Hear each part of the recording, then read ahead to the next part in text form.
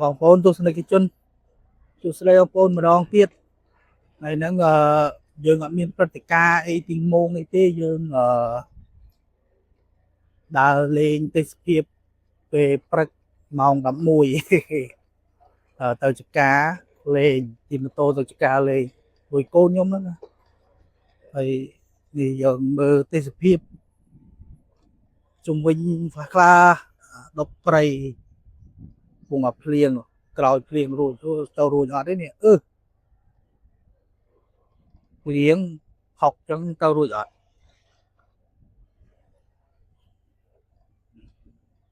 មើលបងប្អូនមើលជីកាត់ផុកលេងតិចមើលដៃយាមថតដៃយាមកាន់ម៉ូតូ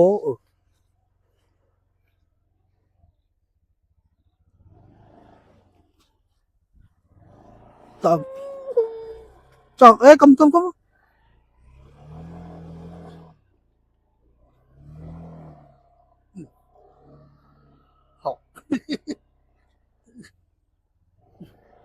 ដាក់កឲ្យជន់អើយ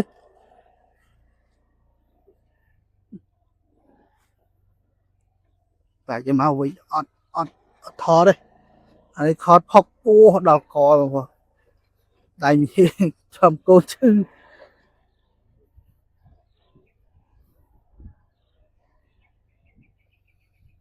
អឺមកដល់ការកាត់ផុកនេះជាការដែលដាំចេកឲ្យវាភ្លៀងក៏បាក់ចូល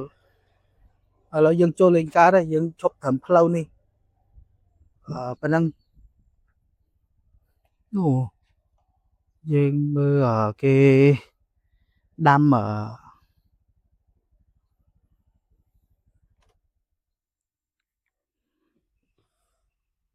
គេដាំនេះគេដាំគេរៀបចំរោងធ្វើ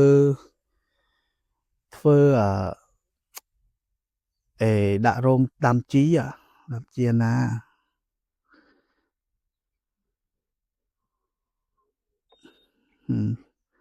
គេចាប់ដើមដាក់ធ្វើជាណាបងប្អូននេះមើលមុខឌឺព្រឹកមិញធ្វើធ្លាក់ទូរស័ព្ទបែកកុំយកជើងលេងផឹកឃើញទេតែនិយាយមិនតាន់បានផុតភ្លាស់ថងយកជើងទៅលូកផុកទៀតដល់ហើយកូនឯង